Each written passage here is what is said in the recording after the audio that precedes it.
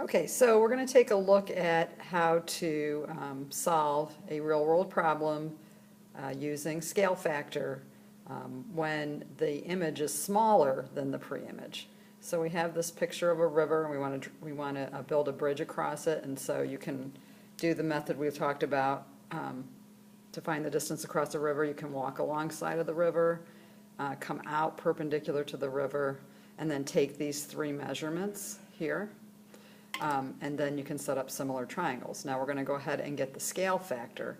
Now I have two values that I can use for the image. I can use 30 or 40, but the 40 corresponds with the x, and I don't know what that is, so I'm going to go with the 30.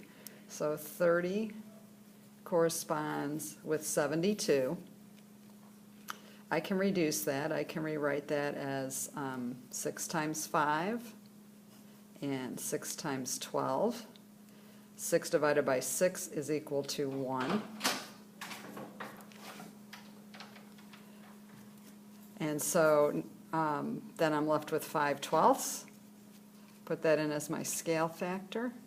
I don't know my pre-image. My pre-image is x. My image is 40.